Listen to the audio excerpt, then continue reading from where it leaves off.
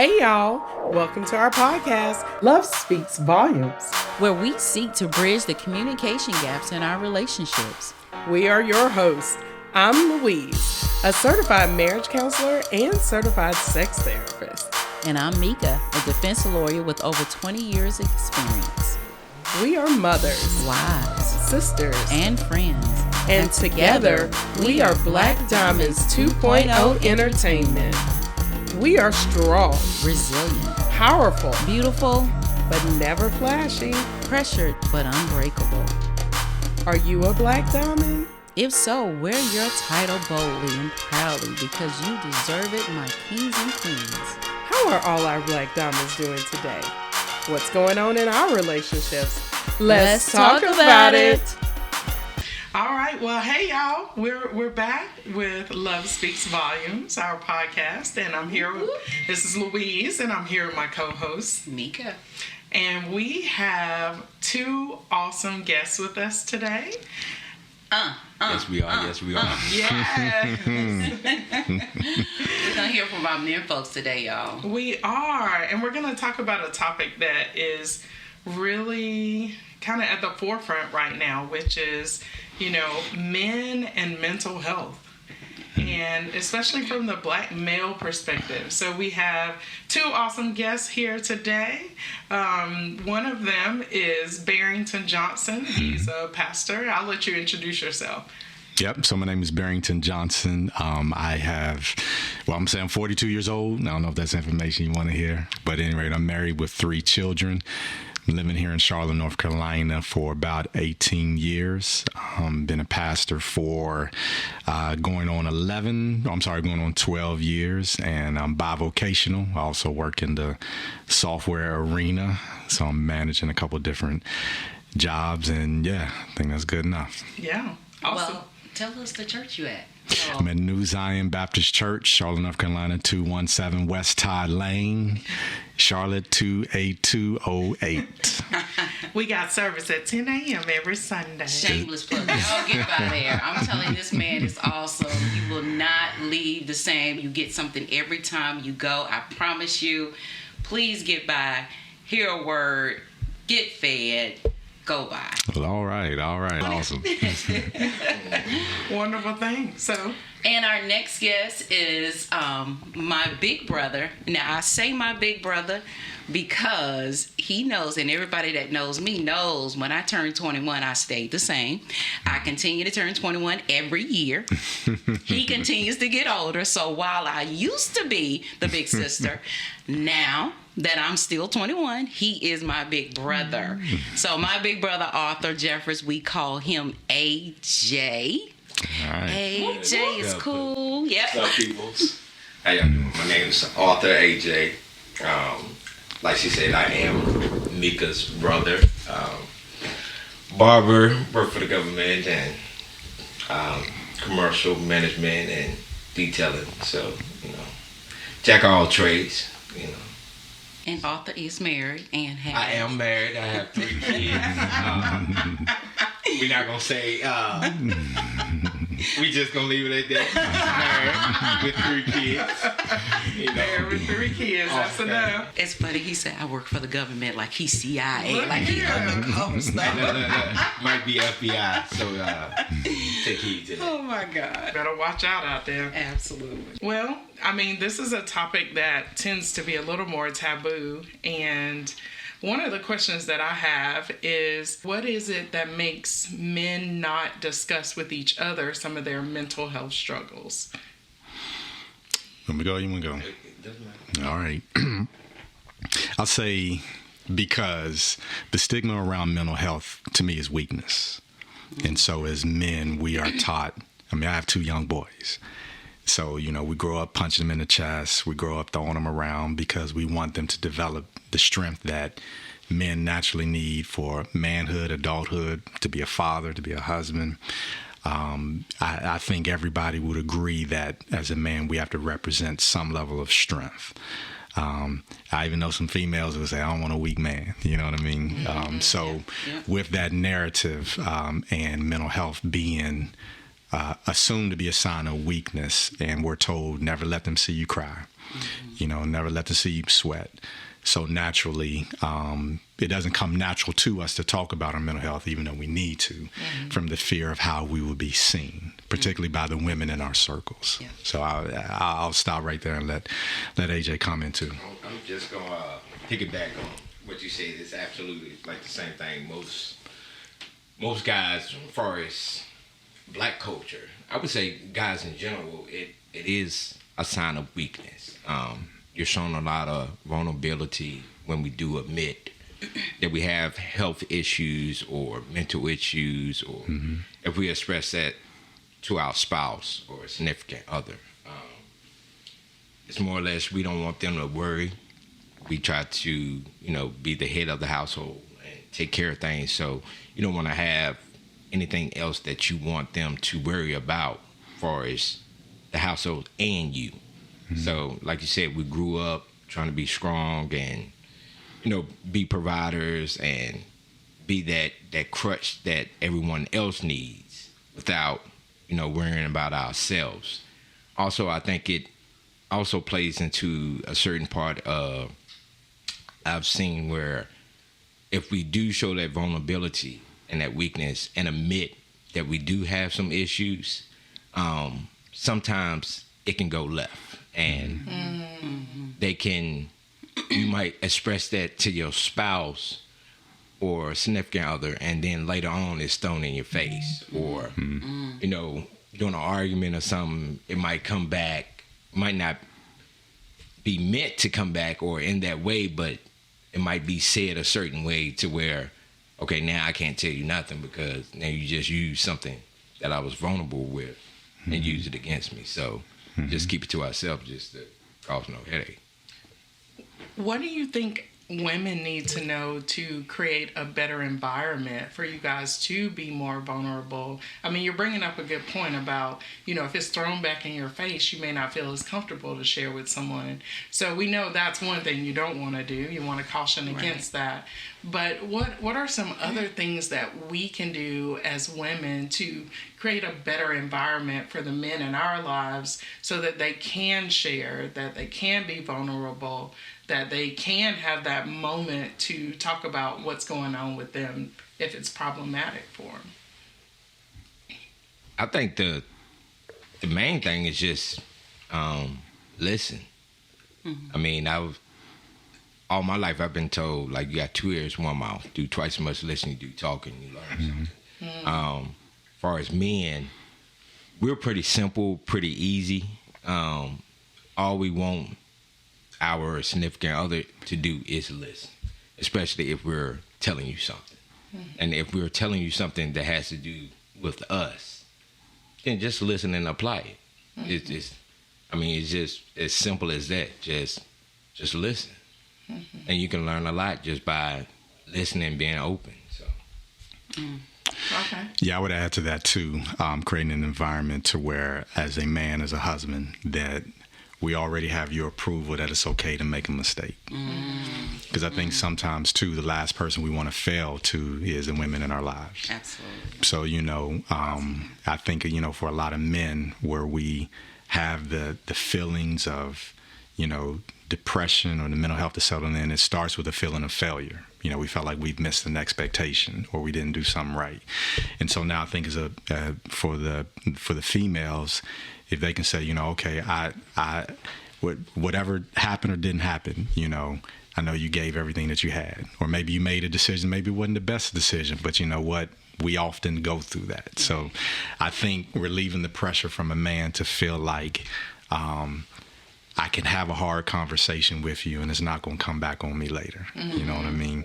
Or I can say, hey, I lost whatever $1,000 a day. I thought this was going to be a good move for us, and it wasn't. So when we can have that type of environment, then I think it'll help open up the lines of communication because we don't have that fear of what she's going to say. You know what I mean? Yeah, that judgment. So I kind of heard 3 things. I'm just going to recap them. Is that what you were about to say? No, go ahead. Look, okay, because I'm going to give you the floor. Go ahead. One, we need to listen to the men in our lives and also create an environment where it's okay to do that. And if he makes a mistake, to give grace in those situations where he can, be forgiven, be loved, give grace, that mercy that he needs to say, hey, she's in this with me. Cool. So I want to ask, I do agree that we have this culture, especially, and I'm going to say especially with our black males, where we teach them, or society teaches them, that they have to be strong, or that they cannot be vulnerable. You are not to cry. You are to man up, is what they say. How do we rewrite that narrative? And what do you feel is your role in being able? I know you said, Pastor Johnson, that you have 2 sons that you're raising.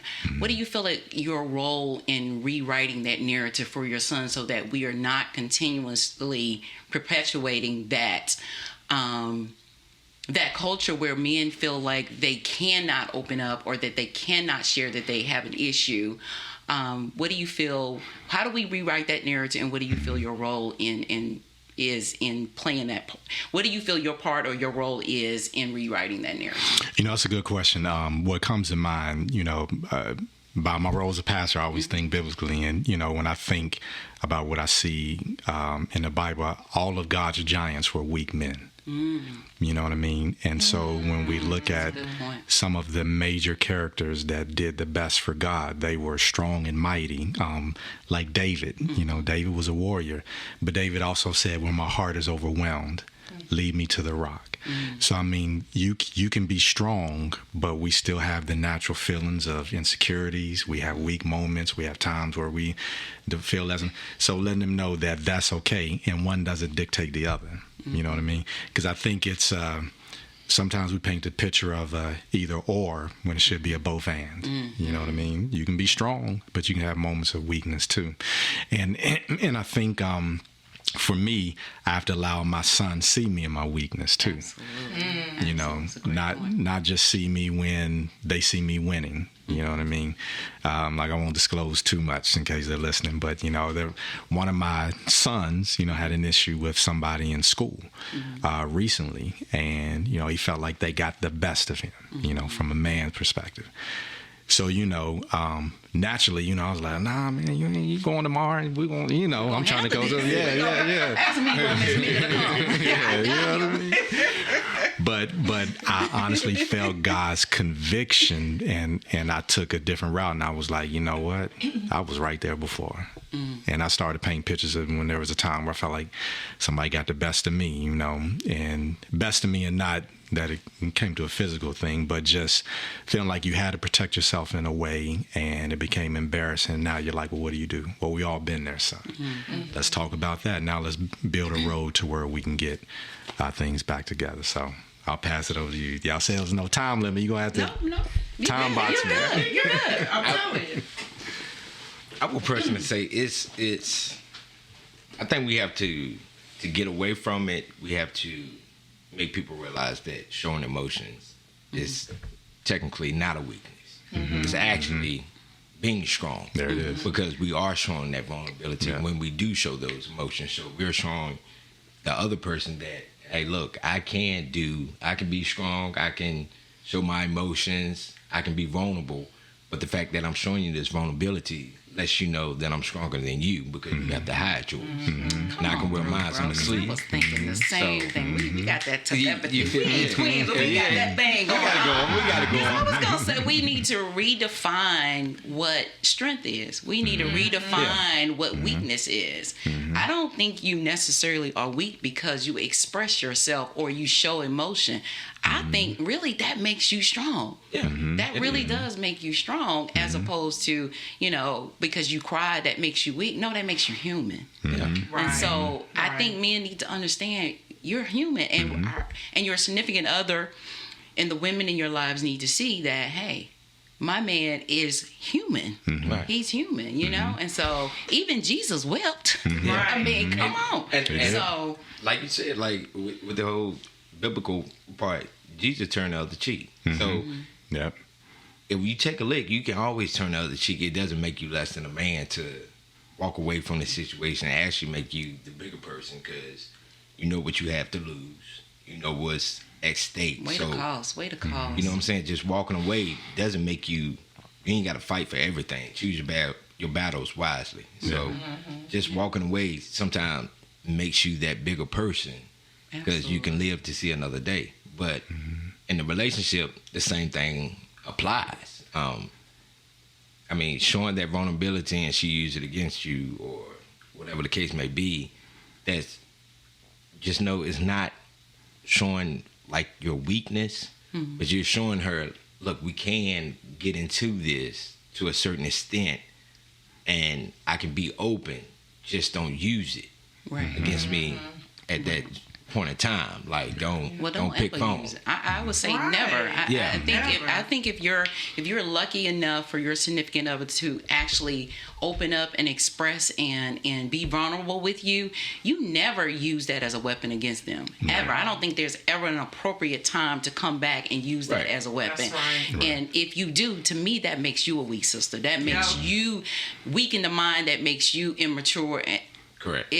I don't think there's ever appropriate time for that. So I do think times are changing though, because like you said, I'm 37. You said you're 42. 42, and it's around the same era and stuff like that. But like we said, growing up, it was hold your emotions, be strong, be be manly.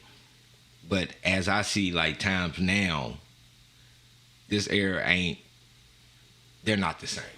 So a lot of them show a lot of emotions. I see a lot of dudes crying a lot. I see a lot of different things. So I think we are trickling down the road from getting away from, showing emotions is a weakness type thing. However, it's still being taught and it's still being showed because even though we're getting away from it, these guys, when they do show these emotions, they don't know how to cope with it. Right. Yeah. Once they actually show it, because now they're getting picked on because now they got to retaliate or react or act even more immature with their spouse because you came at me, now I'm coming back at you. So, you just got to pick it up.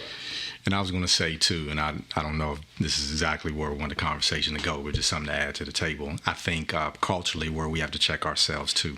A lot of reason why we put so much macho-ness on our boys and our expectation is because one of the bigger fears society for those that are heterosexual is that are we creating something, homosexuality or homosexual tendencies in our young men.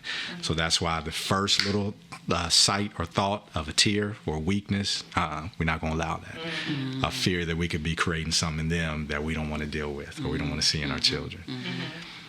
Now, don't get me twisted, because like when you say the homosexuality and stuff, just to throw it in there, you don't want to test those dudes either, because naturally they stronger than you anyway, because they show them emotions and they gonna let them emotions out. And if you lose that fight, you done lost the battle in front of your boys, you done lost the battle in front of your girl, because at the end of the day they still men. So tread carefully. So you better respect it. So absolutely. Well, I'm gonna pick on you, bro. What's up? Because I'm your sister and I know you and I know how you roll. Okay. One thing I know about you is you hold a lot in. You take a lick and you keep on ticking.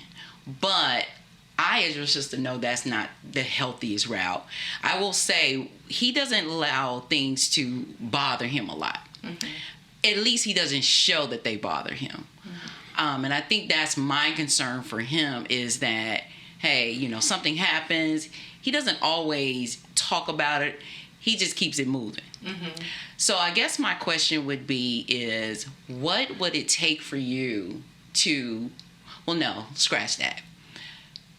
If you're not talking about it, what is your other release? Because you can't let it sit there and fester. So for our listeners, if they're not talkative people or they're not very good communicators, hopefully we'll get them there and they will eventually get to a point where they feel comfortable enough to start communicating and talking with their significant other. But until then, you have to have some type of release. You have to have some type of outlet. What is your outlet? And when you talking to our listeners, what do you suggest? Or not necessarily suggest, what do you do to, because you have to release it some kind of way, and hopefully that release is a positive way. Or not. Listen, y'all know what I do. Plenty of people will go to drugging, smoking, drinking, what have you. You don't want to trade one problem for another problem. Right. So what is your healthy outlet? And if you don't have one, why not? And then we're going to talk about getting you one. How about that? Man, the show just started now. Honestly, like you said, I keep a licking and I keep on ticking, pretty much. And I try to not so much suppress it. I try to just look at the situation and be like, you know what? This is what it is. It's a part of life. I'm not going to let... My motto is I got 24 hours in a day. I'm not going to let 1 hour of this argument or what I'm going through deter the rest of the 24 hours of my day. Mm-hmm. Because if that's the case, then I'm going to be miserable all day long and nothing's going to be taken care of, basically. Some positive things that I do to kind of outlet, instead of like talking about it, I might take a drive, just ride around, because I know a lot of guys, we're into cars, we're into different things like that. So we'll just take a ride around the city or hit the highway and drive and just listen to music and think ourselves. Sometimes, I don't see it too much in, R&B songs today, but a lot of the old past R&B songs, they actually talk to their women. Oldies but goodies. Mm-hmm. Yeah, and they talk to their women and express how they actually felt on the song. So some of those songs, You're lonely now. you better come on with Wait Until Tonight. Wait until tonight. So yeah, you already know. So with that being said, like, sometimes when you driving, you'll start singing those songs to yourself in the car, singing it out loud. And by the time you get home, you like pretty much calm. You didn't let it loose. So music is sometimes your therapy. Yeah. Okay. One thing for me, if you're responsible with it, I like guns. So if you're responsible Yes, enough to take care of your guns and know how to handle, don't put yourself in a predicament or put your family in a predicament. But like, go to a shooting range, go to an outside range. You never know how many times you're going through something you just let off. Like some people say fighting, like going to a ring and hitting a puncher bag because you're letting out their aggression. It's the same thing with shooting. Feeling that, knowing you have that power in your hand and releasing it makes your whole body release certain... Now, listeners, if y'all are felons, I'm gonna tell y'all, don't go shoot. Don't go to no shooting range. Don't put your name down. Don't do it. Don't do it. But it's another thing. My father-in-law as well, like me and him, and my dad too as well. We like washing cars. Like I knew back in the day growing up, washing a car, you can be arguing and just go outside for an hour or two and just wash your car and listen to music.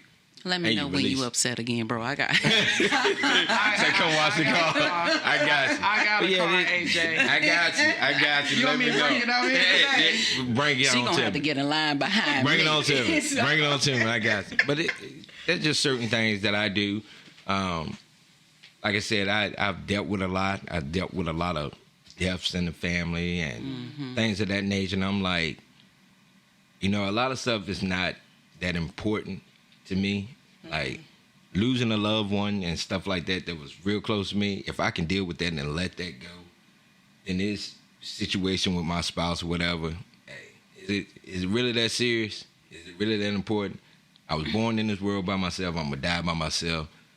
So I'm like, we came together. We weren't born together. We weren't here. So the same way you gave me these trouble, I could dismiss you and just be like, carry on with my life. As long as I know I got loved ones that truly love me and support me in the background. I got your back, bro. I know you do.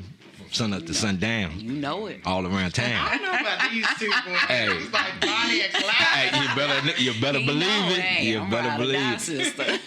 But yeah, just let it go, man. I just don't think it's too important to me. Like, But I encourage you to always have an outlet, though. Yeah. You know, Yeah. if you can't get in my ear, always have an outlet. yeah. You know, sometimes we're each other's outlet, but True. always have an outlet and a positive outlet. I will say, I'm going to put you on Front Street. One of my brother's outlets is smoking. He smokes cigarettes. But I'm going to tell y'all about my brother. I never knew my brother smoked cigarettes. What? I never knew. I didn't know you never. smoked either. And you won't know because I'm going to tell you I don't why. like He's the the smell. coolest smoker you ever will know because he doesn't like the smell of smoke. So he will have a smoke jacket and a smoke glove. And a smoke glove There's and a smoke glove? I didn't even know they made he this. does. He has a whatever plastic glove. Latex So I glove, went out like one boxes. day. He was here, and I went outside. And I was like, "What are you doing?" He was like, "I need a smoke break." I said, "What? When did you start smoking?" He was like, "I've been smoking a while, sis." I was like, "What?" So I've never smelled it because I hate the smell of smoke. But he also hates the smell of smoke. So you will never. He's the coolest smoker you will ever know, and you rarely will see him smoke because he's just private like that. But a Well, cool not smoker. anymore because he's on this podcast. That's right. That's right. That's why I told him to put him but on it's still, straight. it's still hard to catch me though sometimes. Still hard to catch me doing it. What about you, Reverend Johnson? Yeah, so for me, it's Sunday mornings. I mentioned a couple weeks ago in church that, Sundays is my therapy, and it is. That's where I come and, I can join in with other broken people, you know what I mean, and get whatever release that I need. So with that being every week, I think that gives me at least the outlet that I feel like I need. Now, at the same time, what I would say for myself and like a AJ and any other man, I think this is probably more the relationship that we need even more than this or this. Because I found out that from my own life and just as I've been, with other men, I think that nothing can really help restore a broken man than another man. You know what I mean? And that's just because if it's one thing for you to validate him, but for me to validate him and for him to see the same, it just does something. Right. Because Let you know you're not alone. Exactly. Right. Let us know we're not alone, and we can kind of just see that, okay, with no judgment, just another brother going through the same thing I am, and we're helping each other out. So, what I would encourage every man, whether you're dealing with something or not, find another guy that you can just be real with. Yeah. A confidant, somebody you can talk to. We don't have to act like we got it all together. We just who we are. And that really helps in the development of who we are and to get past almost any and every issue we got going on. Yeah. You're absolutely right. One of Hit the the nail things, on the head with that one. Yeah. All right, because I went through that. So. Yeah. well, one of the things that I think makes you unique, even as a pastor, right, is that you just said, I'm a broken person, and I just want to go share with other broken people, right? So Can I give a shameless plug right please here, do. right Go here? ahead, Mika. I promise you guys, one thing I really love about, I have a hard time saying Barrington. One thing I really, really love about him is every time I've gone to his church and every sermon I've heard, he is not only real, but he is very open. He will let you know when he's gone through something. He will let you know that he's going through something. He doesn't sit up there and act like some preachers that because you're saved that you don't go through anything. Yeah. Because you're saved that you're elevated and you're above everybody. He really does let you know that he's a man of God that is walking on this journey like everybody else, and that he goes through something like everybody else. Now, he does tell you how he gets through it, but I really love the vulnerability that he exudes and he will share with his congregation. I love that about you. Amen. Well, I appreciate really do that. love that about Thank you. you. Like Thank I said, you. y'all get by there. Hear this man. Y'all will not be disappointed. I promise you. Well, I think that also goes to really encourage other men, regardless of what positions they have, whether it's a pastor, whether it's just a man who is married and he has the title head of household or a husband And or that's a a lot, brother. though. That's a lot. Like to carry whatever you're carrying, to realize you're just as broken as the next guy who you think is on some level higher than you. Absolutely. And Facebook can be a book of lies, as they say. You know, we can make it look real good on the outside, but on the inside of our homes is chaos. And I think it's just important to understand that, yeah, I'm broken. You're broken. Everybody's broken in some way. We all are going to have those weak moments. We all are going to have those moments where we need to lean on somebody else. You know, sometimes I get that telephone call from Barrington saying, hey, this wellness check, just trying to make sure you good out there. And I'll be like, yeah, I'm good. You good, though? Yeah. And, you know, I'll add to that, just speaking in my arena, too, because, you know, as a pastor, you know, I have a bunch of pastor friends. And I have some that when we're talking say, hey, man, how's Sunday go? And they'll say, oh, man, we had 80 people join today. The sermon went extremely well. People were... And even though that could be true, but I think the true friends that at least I need in my life are the ones who be like, man, my sermon sucked today. Made the kids didn't even want to shake my hand. That's Keep it a 100. true friend. Yeah. That's a true friend. That's the people that you... Because I always tell my children, everybody in your circle ain't in your corner. Yeah, and those are the kind of people you need in your corner, the people who can keep it real with you. Yeah. So I'm blessed to have a few friends like that. Because I remember when I first started in ministry, whenever there was a sermon I felt like didn't go well, literally, and my wife could confirm this, after church, I would get in my bed, and I would be in my bed for the rest of the evening. And it would take me like the majority of the week to recover because I felt like I failed in front of however many people. You know what I mean? So now you grow and mature past that at some point within your life and your ministry. But it helped when I started to have some of the pastors be like, yeah, man, I struggled today too. It just ain't work today. You know, so that's why we really need each other. Do you feel like that is what got you out of that? Because I have a feeling that we will have listeners who feel like every time they go into a job, into their family life or whatever, that they are constantly failing. And maybe even they have the voices of people around them saying, you did this wrong, you did that wrong, blah, blah, blah, blah, blah, which then in turn has this negative self-talk that's going on. What else do you think helped you kind of pull out of that, yeah, so maybe it wasn't the way I wanted it to be, but that doesn't mean it's a failure, or pull you out of, you know, going to the bed every Sunday night and just staying there? A couple of things. So John Maxwell wrote a book that's called Sometimes You Win.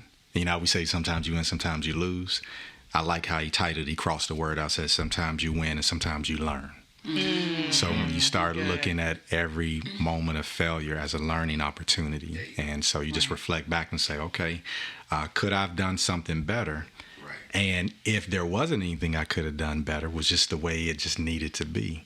Because going back to, you know, preaching and everything, because this is how good God is, because almost every time I felt like I flopped, someone sent a text. So they got you reach somebody. Yeah, exactly. As long as you reach one. Right. And someone said, man, that was for me today. And so, you know, those are just teaching moments. You know, and we can learn from them all. So I think, you know, learning to just learn from whatever we are. And then again, just giving ourselves grace, you know. Yes, please give some grace. You know, and I think that's really, to me, the ticket of it all. When you can learn to give yourself grace, then that's when maturity really starts to take.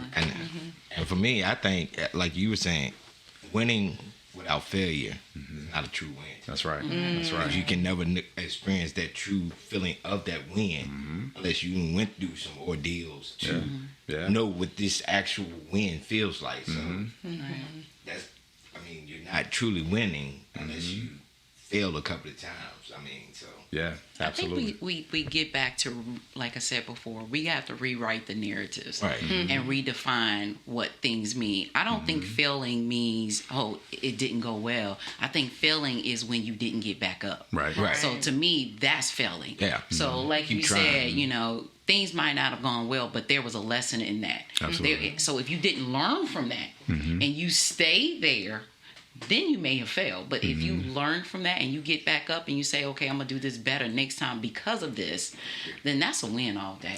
You know, and it makes me think years ago, and we'll see if it comes back on the table, but there was one book I wanted to write based off of this thought. Is life about winning or is life about overcoming?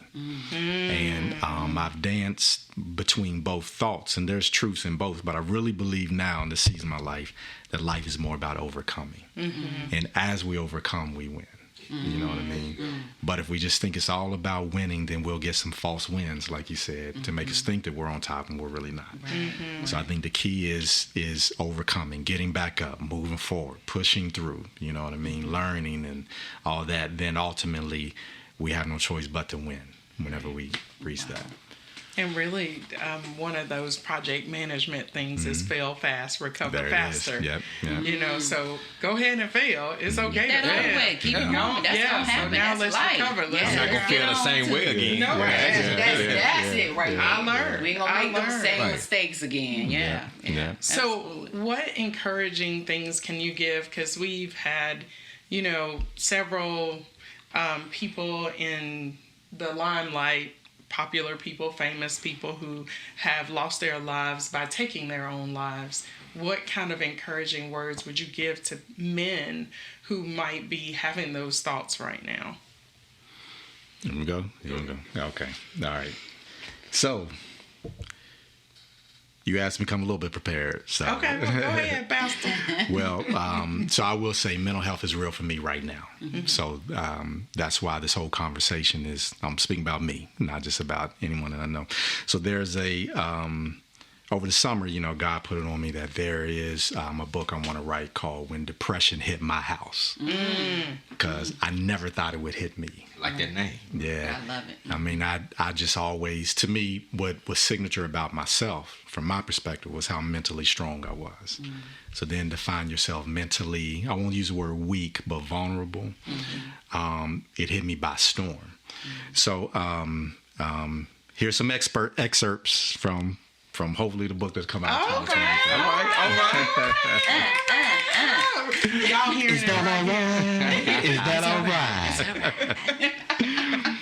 right? So this isn't an exhaustive list, but just 5 things I'd want to say to anybody struggling with depression. The first thing is don't wait. So get professional help. Just like you go to the doctor when your bones are broken, you should go when your emotions are too. Wow. Beautiful. The second thing is create a team. Look for people around you that love you and you can trust, and that will commit to encouraging you as often as you need it. Sometimes extra positive voices go a long way. Then I put in here, if you need me to join your team, I will. No joke. Absolutely. People in your corner, not just in your circle. That's right. Yeah. The third thing is find pictures of a place and time in your life when you were happy. And this really helped me too. Post those in places where you can see them regularly and relive those moments. Sometimes reminding yourself of what it feels like to be happy will help the feeling become familiar again. Oh, wow. Because I think that's what we're chasing, that familiar feeling of being happy. Then number 4, find someone that you can be a blessing to. When you bless someone who wasn't expecting it, it will help you see how needed you are. Wow. We all need each other, and someone needs you. You just have to position yourself to see it. Then the 5th thing is trust God. Trust God that He won't leave you here alone, but while trusting Him, pray daily for yourself and others. In addition, find 5 scriptures that you'll read daily that will speak directly to you from the mind of God. And some that I wrote down: Isaiah 54:17, 1 Peter 5:6 and 7, John 16:33, Jeremiah 17:14, and Matthew 11:28 through 29. Wow. Awesome. All right. I like it. I like it. All right. That was all right. That was awesome. I mean, Absolutely. I just feel like that's so encouraging. It is. You know, when Amen. depression hits my house. Like That that's- sound like I should have went first. How am I supposed to follow that? No, I'm just joking. I was gonna say. Woo. But I would say that just like you said, one, realize that it is okay to be depressed. Like, people go through a lot of different things. We handle it all different ways. But always know you do have an outlet. Just know somebody cares for you more than you probably care for yourself. And know that you are important to many other people's lives. Absolutely. And like he said, find someone that you can be a blessing to in life, so you see how much you pretty much give to the world, what you put out there. Also, surround yourself with positive people. Yes. People that's going to motivate you, people that's going to believe in you, people that's going to continue to give you daily.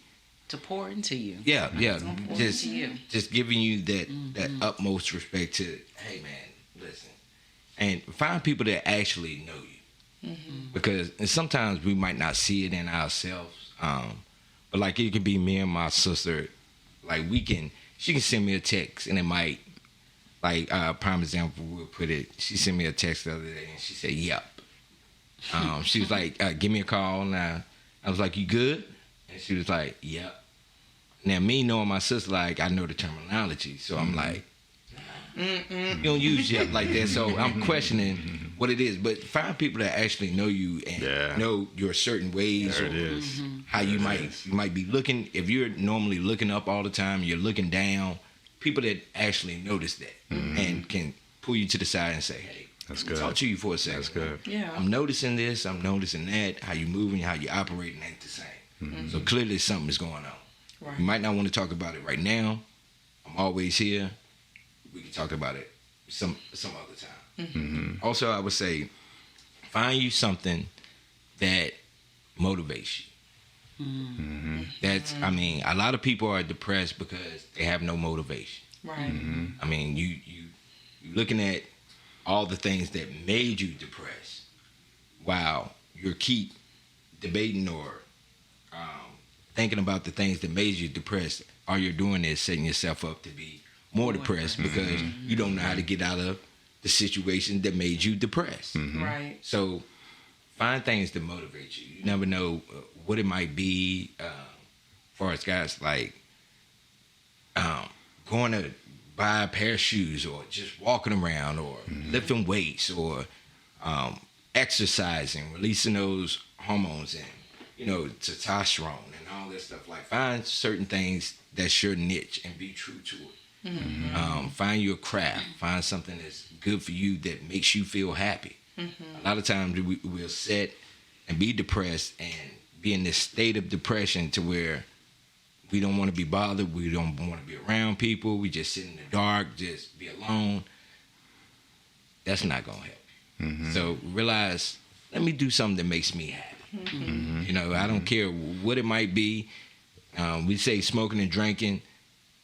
If it's going to get you out of that state to not kill yourself, I say do it. Don't do it long term. Please don't do it long Don't do it term. to excess. Yeah, excessively. Yeah. But if you need Let's to go have some take control. Yeah, if you need to go take your smoke break, or if you need a drink here and there, because what I've been told is Newport saved a whole lot of black women lives. So I'm just gonna be honest, cause we can have a major argument and be ready. That Newport chills you out. Huh? Yeah. Oh my God, this woman, and then you step outside. Let me hit this shit.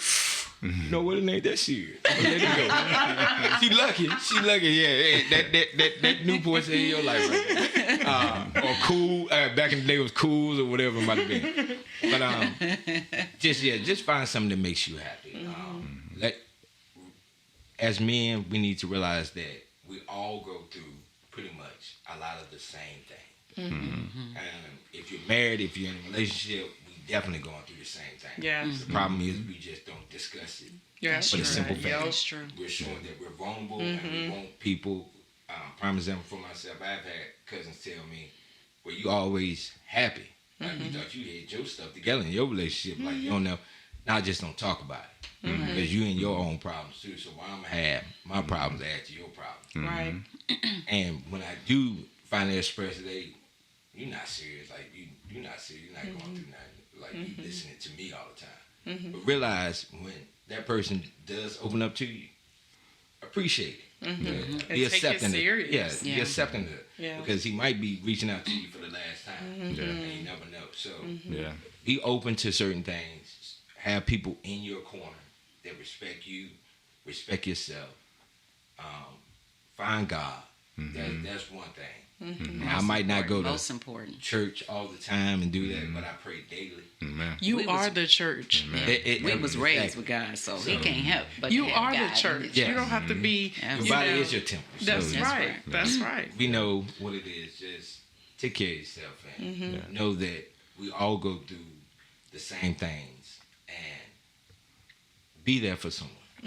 Let that out. That's huge. Don't hold it in because it's not going to do anything but keep eating you up and playing on you. So your thoughts can be the number one killer Yep, because you're playing against yourself at that point. that's true. So Yeah. let it out. Well, I want to say something to our female listeners.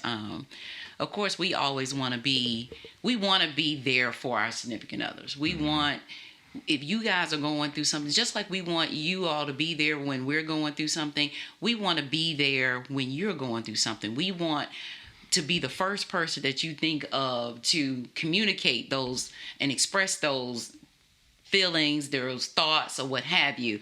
But I wanted to piggyback on something I heard my brother say, which was get to know people who know you. And when they see you and they see something is just not, on par with what you normally would do, I would say in your relationships, the women have to pay attention.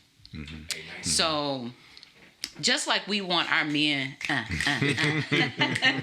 just like we want our men to pay attention to us, we also have to pay attention to our men. Right. So just like we don't want to be taken for granted, we don't want to take them for granted either. We don't want them to feel like, hey, all of this is on your shoulder and you're in this alone. We want you to feel like, hey, we're your partner. So we share this load together. Yeah. And so you have to pay attention, ladies. You have to pay attention because there are signs. Sometimes you can see your man is doing something totally different. That's a sign of something. It's a sign of something. So you got to figure out what it is. And you have to make him secure enough to want to come talk to you and to want to express with you. Like you were saying earlier, you don't want to weaponize whatever it is that they've told you. You don't want to later throw it back at them. You have to make sure that when they're ready to be vulnerable, that you have provided and you're providing a secure place for them to do that. But you have to be attentive. You have to be attentive because when those signs present themselves, if they're not communicating, you got to be able to pick up on those nonverbals. That's right. And That's listen, right. like she said, listen. And you don't need a rebuttal. Sometimes when you That's hard for us now. when you ask, That's real hard. but I'm just saying with women, when we're going through something and we say what's wrong, we're not asking you to figure it out for us. We're not asking you to solve it for us. Sometimes we just need to A sounding board. You need somebody let to it out listen. I and got express you. it. Right. I got you. And Good point. sometimes it might just take, after we finish saying what we gotta say, a woman, all she gotta say, well, I'm here for you, baby. And give you a hug. Yep. Yeah. And little nookie on the side might help. It might make everything feel a lot better sometimes. Trust- better. 'cause- Hey, look, some men might be depressed More because of better, that. more better. So, yeah, put out a little more in, you might feel a little better. Yeah. That's a whole nother podcast episode right there. Depression is real. Depression is real. Everybody, that's part of depression. But I think what everybody's talking about in some therapy circles, we talk about having safe people. And if your partner is your safe person, then that's great. If your partner is not your safe person, or you don't feel like you can even be a safe person, then you may want to, sit with somebody and try and figure out why you can't be safe with one another. Yeah. Because that usually means that there are some unmet needs, or y'all can go back. Here's another shameless plug: Managing Expectations Part 1 and Part 2. Maybe those expectations weren't. Go listen. Go listen to some other episodes of our podcast, because we talked about managing expectations in a relationship. And if those things are unmet, then sometimes we harbor bitterness and resentment. And then we're like, nah, I ain't listening to you if you over there crying tough. Like, I'm dealing with stuff too, you know? And I think it's really important for us to kind of check in with ourselves. And especially going into a new year and a new season, whatever, just kind of thinking, what is it that I am doing to contribute to our relationship not being open and vulnerable? Self-accountability. You always have to be accountable, because, you know, to yourself first. You have to be accountable for your actions. That's right. Even though you may think they wronged you, you first got to look within and say, what did I do to contribute to that? Right. And then go from there. Now, they may be all the way wrong. Yeah. Because They might sometimes be. they are. Yep, they are. But 9 times out of 10, you've done something that contributed to that. Yep. So check you first Yeah. before you start checking them. Yeah. One little tidbit I was going to add for the females, if I could say one thing. Am I still good? Mm-hmm. One thing from a male to a female, from a husband to a female. Turn this up. If we can. Listen, y'all, turn this up. Get real close. Get real close. But I would say, if I could represent the men, I think every man just needs to know that his spouse particularly is on his team. Is on his team. You know, we had all the songs, you know, the ride or die chick or what, you know. Every man, I think if we can feel like our lady is with us and like for real with us, that helps. That speaks volumes. When there was a few years ago, there was a sermon I was doing on marriage. And I don't know, Louise, you may or may not remember this, but I was talking about how from a practical perspective, like females, and I was saying, quit buying lingerie. Don't buy that stuff. Put that to the side. And just show up one night with your husband's favorite team jersey. I thought he was going to say naked. So I was like, I was we don't need that. thinking naked too. My favorite team, I'm following you. I'm following you. I was like, okay, where this going? But say if he's like Stop wasting that money. say if he's like a Cowboys fan, put on a Cowboys jersey, but put his name on the back. And so that's showing your man, you know. AJ is like, on your yes. team. You know what I mean? I might steal that. And my husband a Cowboys fan. I can't stand the Cowboys. So that's a big feat for me to put on a Cowboys jersey. So. But little things like that just, Wow. you know, in a nonverbal way is showing your spouse, man, yeah, she with me. She on my team. You know, little things like that. And I let think me that just helps. say, his wife definitely is on his team, because shortly after that sermon, I saw her with a jersey Yeah. Go to With my name on the back. with his name on the back, right? She was listening, bro. She was listening when he spoke. She was listening. Yeah. Well, this is awesome. I really, really hope that the people who are listening to our podcast out there are going to start to have some conversations. Yes. Whether it's with your brother, whether it's with your husband, your partner, your boyfriend, your entanglements and all that other stuff we talk about. Communicate. Like, really Communicate. communicate and be a person who's actually listening to Yes. those people, listen for right. their heart, Watching, listen being for their attentive, yes. and watching for their emotions, like Mika just said. And Yeah. we have to be there for one another, and especially for our men. And so we want to let you guys know, everybody out there, we're on your team. All right. We're there to in be your corner. We're in your corner. Thank you very much. Appreciate it. And if Before y'all we go end, back though, to that, I would love for Barrington to recap those 5 things that he said. Because we do want to help our men. We want our men to know, Yes. not only are we listening, but we're in your corner. But we want to be able to let you know it's okay. It's okay. We all go through something, and we want to be able to give you some tools to help you, especially if you're not a good communicator, that you have a positive outlet. And that, we got you. We Yeah. got you. And women, step up your game. If you if you are not being attentive to your man, start. right. start. ASAP. Because then you're gonna be mad when somebody else start being more attentive Come than on. you. Come on. I want to start. come back for that show. When we talk about that, I want to come back for that show. Let me sit on the sideline. I want to see that. We kind of talked about that We did. again during managing expectations. Yep, go listen. Because if you don't manage those expectations and meet those expectations, he will start to find it from somewhere. Not to else. say it's right, Not saying it's right. but I understand. You. So, Okay, so I'll just recap these. The first one was don't wait, and that one's just about getting help. So don't wait, don't delay, get the help you need. Second is creating a team. So we want to find people around us, as we've been talking about, the safe places, the people who can encourage us, or those who are just giving positive voices. The third one, finding pictures of a place or a time when we were happy. For me, and I'll just add this real quick. One thing that, as AJ was talking, I was going to add to it is that as we're going through life for men, we got to find our next. And what I mean by that is where I struggled, I felt like my life was over when I wasn't who I always thought I was. I used to be athletic. Basketball was my thing. And when that started to wind down, it was hard. So I had to find, okay, so who am I now? So finding next. But at any rate, finding the pictures of a place. So I started to reread old things that reminded me when I was happy, when I felt good about myself. And that helped. The fourth thing, find someone that you can be a blessing to. This really helps.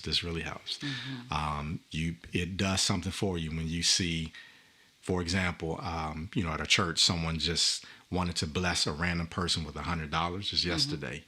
And so I facilitated to someone who had the need, and they sent a text back how that just $100 literally changed their life for that moment in time. Wow. So you'd be surprised how big or how small something can help someone. But the last one is simply just trust God, because Jonathan McReynolds has a song, and I can't get past the lyrics where it says, "Let your whole life prove that God is good."